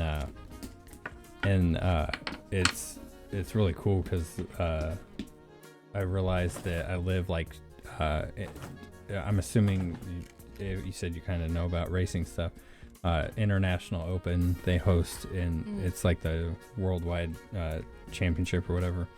That's like 2 hours away from me. Like I live 2 hours from where they host it. So this year I'm going to IO, so it's gonna be so cool to like go hang out with all the racers and stuff like that. It's gonna be so much fun. That's so cool. Yeah, and it's been so fun getting to interview racers, because like I love getting to pick people's brains about stuff. You know, it's so fun. It's been so cool. Yes. Yeah. So yeah, that'd be awesome to talk to her about racing and stuff like that. That'd be so fun. Yeah, and she's great at communication. She's great. I had her on a podcast recently, and that's why when you said who do you need to interview, I wanted to give you all the list of all the guests I had myself. Yeah. And I was like, well, the most recent one was very interesting, and it was Randy. So yeah. Well, you could try to reach out to OG pilots if that's what you wanted to, and if you need a hand, I'm happy to help. But also, I'd be curious to listen to more of the younger ones, and I don't know them. So my second best suggestion was like, if you can find younger freestyle pilot with young brains and that are doing extraordinary things, that'd be super interesting to listen to episodes like that as well. Yeah, well, I mean, you said you're French. If you can get a hold of Ox Plumes, he's wild. He's absolutely insane. All right. And as far as I know, he's pretty close knit in his circle of people. But like the fact that you're French, you might be able to like sneak in or something. I'll try. And maybe I know a few of the people that he used to. I used to speak to at the time in France. Like there used to be. Oh my God, I forgot all the name. There's Finky FPV, who's amazing. So I'll see if I can. Who knows? I can't promise anything. Yeah. No, but yeah, it's cool. I've interviewed a couple French people. There's Symbiaz FPV. He's like, he does more like skit stuff with FPV. It's kind of more like social media driven kind of content, but he's hilarious and funny. And then just recently I interviewed Virgin FPV, and he's crazy. He does like mountain surfing stuff. Yeah. Virgin FPV, he's nuts. He's like, he had one video, this all allegedly, because everything FPV is AI, because all the fucking regulations are a nightmare and shit. But he was on the top of a fucking crane up in the air, flying his drone around himself. Oh, I think I have it. Yeah. He's like, Jesus. Yeah. Like, what the hell? Oh my God. Yeah. He does crazy stuff, but then he's like done like cool, like he's got some videos of like diving waterfalls and stuff like that. Yeah. That looks amazing, by the way. Oh, and he does all the OG stuff, flying from a car and great flying. Yeah. Everybody's so talented. How do you spell the other person you were mentioning? Symbiaz. Yeah. SYMBIOZE. And then FPV. Yeah. Trying to find. Because otherwise we will hang up this call and then I will forget what you said. But I can also just read into it, I suppose. I'll have a look. All right. Yeah, I can send you links to their Instagrams too. Mm-hmm. Yeah. Next question I got for you is, and I think I might know the answer to this one as well, but what's one non-FPV rabbit hole you dove into? Oh, it's just music in general. Yeah. It's not so much a rabbit hole with music, because sometimes it's more about just learning something. I haven't learned that much about music. I just have a bit of an obsession for a while, and I only listened to this band for 6 months. And then, so I don't think I have a big scope in music. And again, so many people I know who love music, they know name of bands and the name of the people in the bands and name of all the songs and the albums. I'm not like that. But that's why rabbit hole, I don't know if that applies, but I really do enjoy discovering new music and learning to play. And at the moment I'm trying to write a little bit as well, because that's something I stopped doing a long time ago, and I don't really know why I stopped trying to write music, because I love music so much. It just makes sense to try to do my own, but it's hard. It's like starting FPV, it's a complete different thing to just know how to cover a band with a song and actually writing your own thing and recording it. And so that's a bit of a rabbit hole at the moment into GarageBand and trying to make things sound okay and not terribly terrible. That's the current rabbit hole. Yeah, that's awesome. Yeah. I'm like you with that. Like, there's people that like, oh yeah, I know this artist sang this song. This is like the 17 songs that they sing, and this is the people that have been in and out of their band. And I'm like, yeah, I just know that I like that song and that song and that one. I couldn't tell you that. I may know the name. I might know who sings it. Yes, exactly. Yeah, that's funny. Yeah, I was like, recently I kind of started messing around with. I got like a MIDI device, because I like was into EDM when I was younger, like hardcore, and then I like randomly stumbled across a Facebook marketplace listing for like a MIDI device secondhand or whatever, and I was like yeah, sure, fuck it. We're gonna go buy that. I was like, so I've been messing around with Appleton and like trying to figure out all that stuff and everything. It's been fun. Might ask you a few questions later then, because I need to figure out to do some things, and I will ask for your knowledge. I mean, I don't know how helpful I can be, but hey, you stumble around, eventually you'll find something. And then the last question I just got for you is anything you'd like to plug, any links or anything like that. I'll put them all in the description and everything.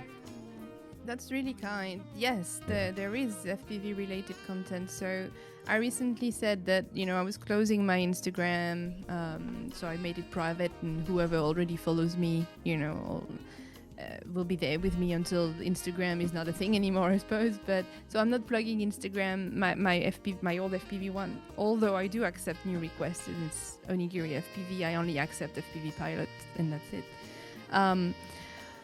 But my podcast is still going on. It's still something that I do have a lot of passion about, because I like interviewing people just like you. I think it is. I've always really liked the social part of the hobby, if not more or as much as the flying. So, yeah. Podcast is Onigiri & Co. And this year I decided to do a series about the old days, because I was missing them.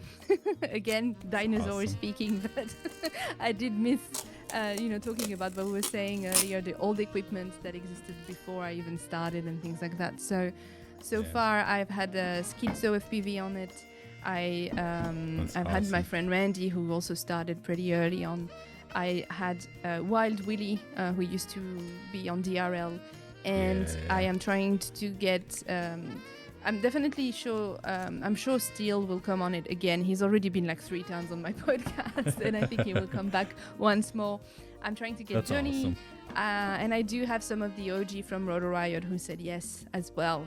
Yeah. So looking at recording with Tommy and Chad Novak pretty soon. So really, really excited about this. And, I hope people can feel the excitement when they tune in. But yeah, so that is still going on FPV-wise for me. I'm really excited about it. Yeah, that's awesome. Yeah, that's like, I started, so I like, my interviews, I've like kicked around the idea for like 2 years, and then I finally just like shot off a message like willy-nilly. Just I was like, probably nothing gonna happen. Whatever, I'll just send the message. whatever happens, whatever. And it was Spider Sugar FPV, which he's like a newer pilot. He was like, yeah, sure, dude, I'd be down to do that. It sounds awesome and everything. And I was like, oh shit, now I have to figure out how to actually do this. So like at first I was kind of like doing them on my phone because I wasn't 100% sure like how to do everything, and I didn't really have access to a laptop at the time. And then I had access to a laptop, and then it died. The first like 6 episodes were hit and miss, but we got through it or whatever.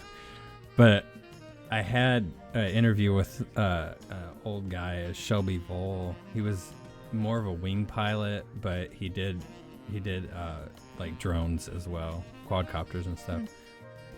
But he was an OG, like old, like kind of 2015, 2016, or pretty old. And it was fun to like chat with him, hear all the old stories. I love hearing about the history stuff. I love that so much about FPV. So that's so cool that you're doing like that. So I definitely think that it's something that needs to be, because I mean it's just like real life, you know. It's always good to like know the history of how the world came about and everything. So I think that it's interesting to, as an OG pilot, to, you know, kind of talk with the other OGs. And yes, I agree. It is great to hear also the failures these days. Like you said, there's been so much progress and the hobby is accessible. I'm not saying it's easy, because obviously if you overcome some challenges, more have to be overcome, right? But the initial crap that they had to deal with is always, I find it very entertaining. And I like talking about the very early days for that reason as well. yeah, that's awesome. I love that. But I interviewed him, and I like lost the fucking footage because I like, oh no. I saved it on my Google Photos because I had to record it on my phone because I had to like like I said, I was doing it on my phone, so I had it saved on my Google Photos, and I thought I was deleting it off my phone. Ended up deleting it off of everything, so the footage was gone. And then I had the audio saved separately with like a Discord bot, and it was a whole thing. But I had like recorded 3 interviews in that weekend, so I was like spreading them out like for 3 weeks or whatever. And by the time I'd gotten to that one, the audio that was like stored in the cloud had like expired, and I was like, oh my fucking god. I was like, damn it, I lost that interview completely. But yeah, life happens, you know. You move You on. could always ask him again. I tried to reach out to him and he hasn't responded, so I don't know if he was upset or whatever. I don't know what happened. I was like, I cut my losses, and you know, Yeah, it it's happens. probably more like life happens, and you know, Yeah. people just have shit happening. And Yeah, that's what 100%. it is. That's the big thing that I try to like be 100% understanding of like people, and like I don't take offense to people not getting back to me or like taking a while to get back or anything like that. I'm like, I 100% life's a mess. Like Yes. for everybody. And I appreciate how flexible you were as well for this, and Yeah. how understanding you were. Like last week, I was like, no, maybe next week actually, Yeah. and you were like, yeah, no worries. Yeah, no. That was really great. Yeah. You're a great host. Well, thank you. I appreciate that. It's been a very nice pleasure to speak with you. You're very, very positive and bubbly, and I love your energy. It's very nice. Thank you. Likewise, it was really good. Thanks so much for having me. I was a bit like wondering what I was going to talk about, because like I told you in the DMs, I felt a bit like time has passed and I'm not part of it so much anymore, even though my heart still loves everything, you know, that I hear about. Or like you said, you mentioned a couple of people and I watched their footage and I'm like, people are amazing. Yeah. But when it comes to me, I didn't really know what, you know, was left to say, but I had a good time, and Yeah. thank you for having me. Yeah, no, it was a pleasure. I'm so glad that we got to chat and everything. Like I said, I love talking to the OGs and just getting to hear their experiences and stuff. It's so cool. Yeah. Is there anything else you want to add or talk about or chat or anything? Oh, look, it would be great to have you on my podcast, I think. We might try to schedule something down the line and see if you're keen for it as well.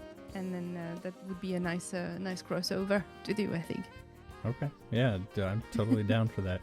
That'll be my first ever experience being interviewed. So that'll be a fun, interesting time. That's cool. Yeah, I like, that was the other thing is like, I just feel like there's not enough.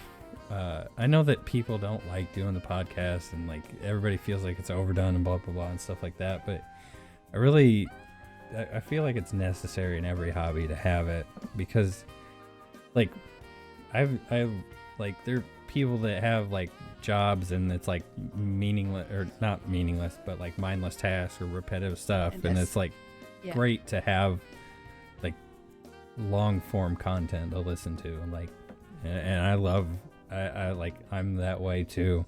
Like I'll put an earbud in, set my phone somewhere and hit play and listen to, 2-hour long podcasts or whatever. And it makes the day go by faster. So I love. Yeah, and we were talking about this with Schizo in the episode.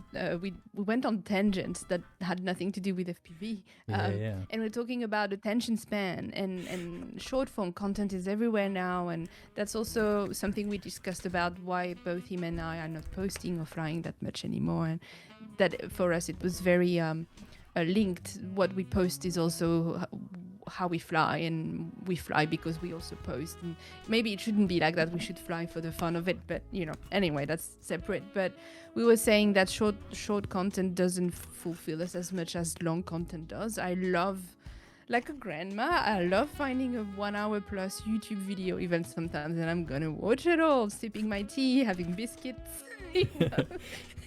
And same with podcasts, because I do long drives for work. I really love putting a 1 hour plus podcast on of any topic and just listen to it. It when I consume short content, when I say short content, it's like less than 30 seconds, reels. It makes me feel empty, tired, even if it's positive content, even if it doesn't, I try to have interaction with way more positive content than I did in the past, but it drains me. It makes my brain feel mushy, whereas sitting down with someone and talking for an hour or something, watching long content, having attention span, I feel refreshed, from it. So, I don't know. Maybe I'm just old, but I think it's much better than short content. I'm right there with you, for sure. I like, it's the exact same way. As like, I just love the getting to chat with people and getting to know people and stuff like that. And I love watching just the long. I don't know. It's just in my mind. You can have way better conversations with people like with a long form video than you can just real quick, boom, boom, boom. And I know the algorithms and everything and all that shit, but like it like fuck the algorithms, honestly. Like it's just so. It's so nice to like have the long form, like long chats with people, and also you get like to know the facade falls, like because you can only keep up because everybody has it. Everybody's got the YouTube or the social media like facade mask, whatever you want to call it, that they put on, and like you can only keep that on for so long. So like doing the long form podcast interview stuff, you get that. Like you get to see the real person and like what they're like and everything. And I think that's so cool. So true. And when I don't know how old you are, but probably we're about the same. When social media and everything came up, and it was a lot about growing a following, or whether you want it or not, you start having likes on your post and you start having people following you, and you see numbers, and it's just how it works with our brains. Dopamine or whatever is released and you just want more. But I feel like now we've been living with social media for so long that, to me at least, and I think it happens to a lot of people, numbers and stats and stuff, it doesn't matter anymore. It did hurt when it changed at some stage because algorithms changed, and I was still young, and I thought maybe I'm crap now, whatever. You start questioning what you're doing. Yeah. But I found that now I want to be happy first. I want to do things that I like first. And then I still share it because you never know who can take something from it. So now my perspective hasn't really changed. It was always like, I want to do something that I like and share it, and you never know who it reaches and what they might do with it. Yes. But then it got a bit like forgotten, and I'm back to this. And honestly, I really like talking to people like you because I feel like it's genuine on your end too. You just want to learn things, like you said first. You went watching old videos of your guests and things like that. It's really good. It comes from a genuine place.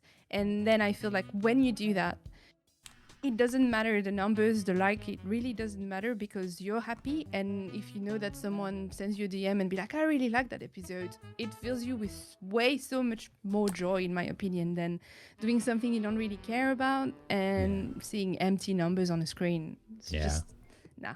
This is the real stuff, in my opinion, and it hits much better. Yeah, so much. It's this is so fun. This is like, I love it. I love doing the interviews. It's been so fun. Like you said, really getting to talk to people and getting to know them and like how they work and how they operate, and they're kind of picking their brain on different topics and stuff like that. And I really think that the algorithm stuff, I don't know, maybe it's just my boomer, like my old person like beliefs, but I just feel like that's not gonna last. I think people are, like you said, they're gonna get tired of it. It's just crap that that just doesn't have any like real substance behind it. Yeah, I agree, and I'm hoping that it's the case. And there's some changes already. You see more things happening in real life that didn't happen when I was younger. Like artists in music, they start organizing listening parties for their albums launches, where people gather in small record store and listen to an album together. There's a if you pay attention, even in the younger generations, there's a lot of smaller community-driven things that are happening, and I really like it. And without wanting to spit on the internet as well, I think there are new ways now of using internet. Discord has been amazing for years, where you can have small interactions with fan base of anything, and that's peaking up as well. I think social media at the moment is a bit ruined. It's ruined by many things, by algorithm, by AI content of all forms, where you can't tell anymore if a singer is really real, even if they're on video. Are they really there?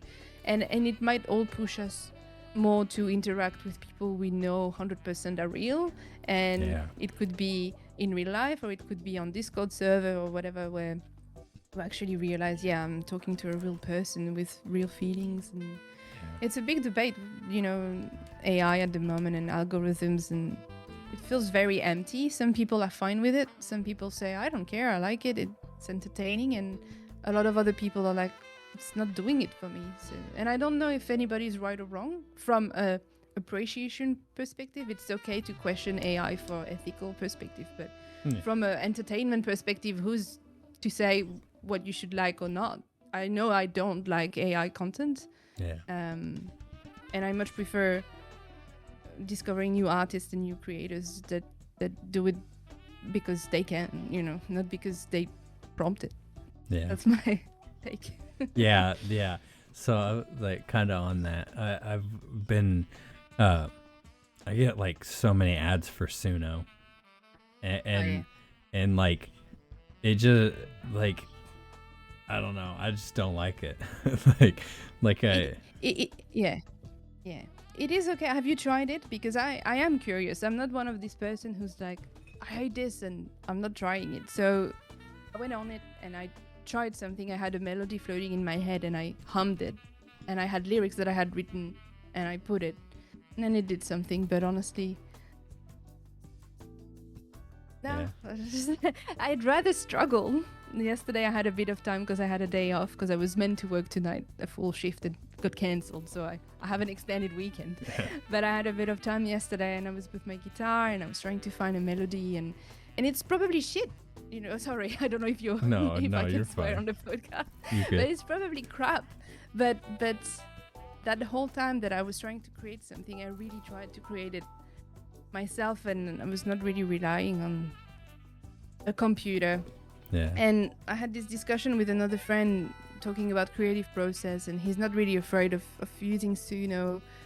And I said, I understand why you think that, because I've listened to interviews of bands, like, for example, if you know of My Chemical Romance, the singer used to say he would wake up at night and have this melody, but he doesn't really know how to write music and things like that. So he would try to record it or remember it. The next day he would gather with the band and he would tell them, this is what I'm humming to you. And the guys would figure it out. The guitarist, the bassist would figure out, and it becomes a song.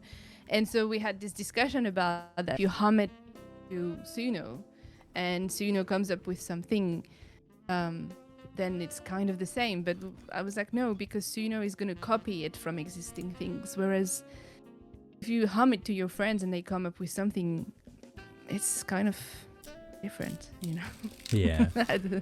Yeah. I think that I've not. I think I think I randomly like fiddled with it a little bit, but not anything like legit.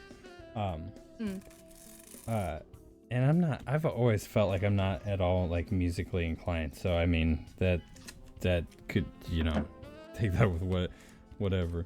But I think that AI in general, like as a creative tool, is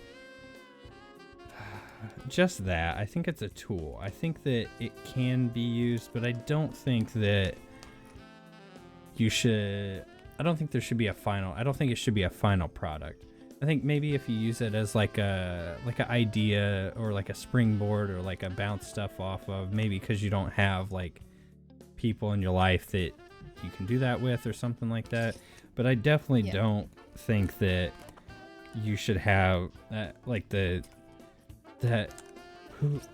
fucking artist that got signed by Spotify or some shit that was like making only AI content or something. I don't remember. There's some like artist that got a record deal that was like, oh, I wrote this with AI, and so like, but I did the prompting, so it's like mine and stuff. It's like, no, that's not, no.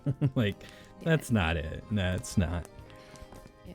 Even, to be completely transparent, I'm using GarageBand to record stuff, and so far everything that I've recorded has the GarageBand. It's called the AI drummer in GarageBand. Yeah. And even that, me doing it, I'm like, I wish I could just learn drums and also have the way to record it, because I'm not happy with having to use something like that, which also they like putting AI on everything these days. It could just be, pre-recording code.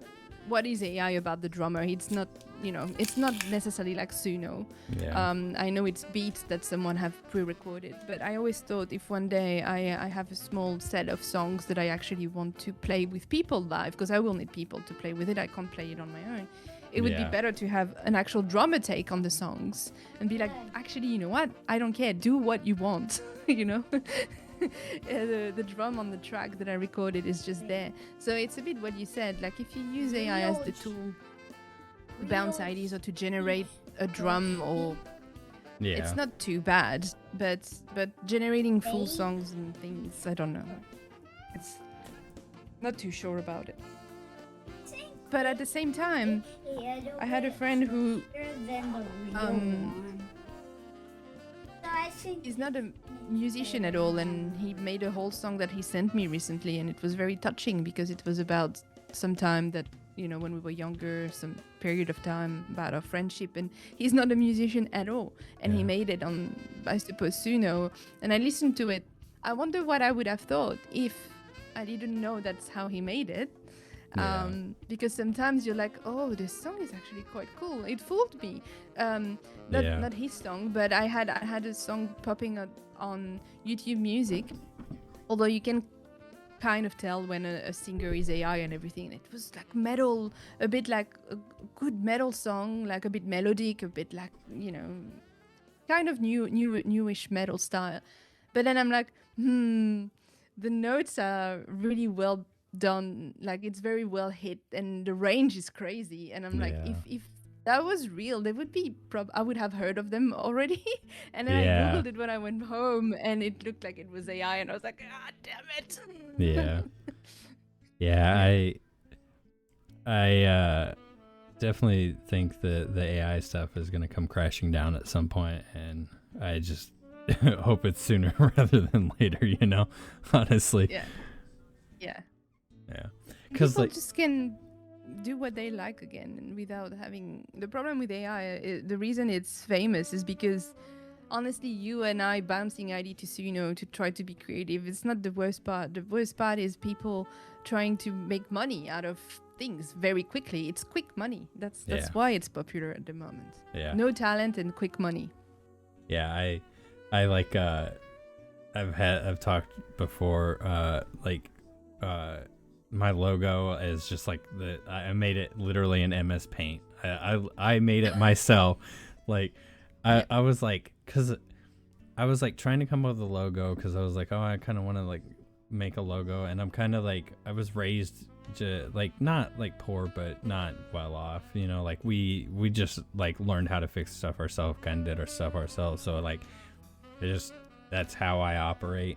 And and like, so I'm not really like big in, like, I don't know graphic design shit. I mean, I could probably stumble through it and everything, but I was like kind of playing around with AI to like kind of get a logo. I had an idea, whatever, and like it aggravated the hell out of me because I can never get the right kind of drone. It's always a DJI camera drone. It's never a FPV drone. Like I'm not. You go prompt AI for like ever, and you'll get DJI camera drone. I'm like, no, I don't fly camera drones. I fly FPV. I want an FPV drone. And I was like, you know what? I'll just a 5-year-old in Paint. You know, whatever. If it looks like a 5-year-old in it in MS Paint in the 90s, then whatever. I'd rather it be that and look like crap, but it be made by myself. You know. Yes. Yeah. Oh, you know, there's more and more exchange of services in communities, and we are lucky to have this FPV community that is big now. So people are from all trades. If you really wanted to change your logo in the future, find someone who's an artist in there, and in exchange they can come speak on the podcast, or you can do something for them with your own skills, you know. I feel like this is so much nicer to trade skills these days. It doesn't always have to be about money. And funnily enough, I've seen this trend on social media reels that I was criticizing earlier, but I thought that was one of the positive things I've seen. Obviously, you know, we like tattoos, you and I, and I've seen tattoo artists being like, if you can't pay me for the tattoos, this is also what I accept. And some people were like, I accept marketing, I accept car service. And it was a list of things that they would do a tattoo. And I think this is great that it's finally happening, because it's not always about money. It's, I would like this. What can you give me? You know? And what can I give you? And it works. Like we don't need to be so money focused if we can. It's time to prove that there's other ways. Money is great. It's a tool. But if we can start having exchange of services like this between artists, between creative people that currently are being, you know, stolen from AI, you know, that their stuff is being stolen, then maybe we can bypass the AI frenzy by finding other ways to get shit done. Damn, I'm gonna have some good fucking clips talking about shorts. No, I agree though, for sure. I've noticed that more and more, and I think that, I mean, we did that for hundreds of years, bartering. Like money's not been around since the dawn of time. Like it's not the We're getting too hippie, damn it. We're gonna start smoking weed and people. No, but that's the. No, but it's interesting. Yeah, that's the other thing is that it seems like FPV I love the community, and I'm sure every hobby has that, or every niche says that about it, but it's so community driven and like community based, and like everybody's so willing to just like help out and offer information and like do what they can to just help each other out. I love that so much. It's just been amazing to see that. Yeah, it's the same. I used to say FPV made me, I'm not an extrovert, but made me something close to being an extrovert because I felt comfortable. I used to be shy, and I would never have thought I would one day film myself in videos and posting it. But the community has really helped because it's always been supportive. There's always haters, and once you accept that, that's normal. Trolls and haters are everywhere. It's normal, but the sense of community you get from FPV can really tweak your personality and help you just learn how to be social with people who share the same passion. And I think beside everything that was cool with FPV, it already helped my human skills, as a person. To find a community like this was really a positive experience for sure. Yeah. That's like, I think that to be successful in FPV, you have to come in willing to help and share information.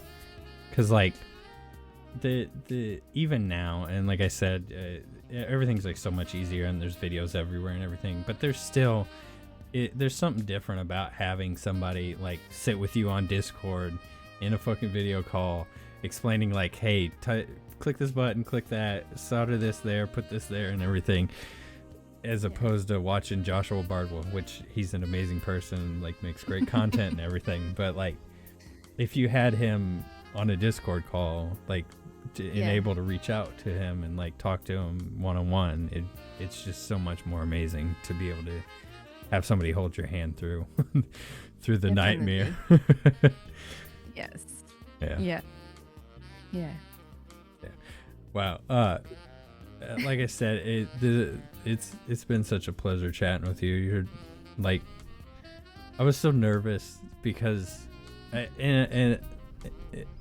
it's been, I think that's good that I'm nervous, because it means that I'm really concerned about it and like care about it. So, but yeah, definitely.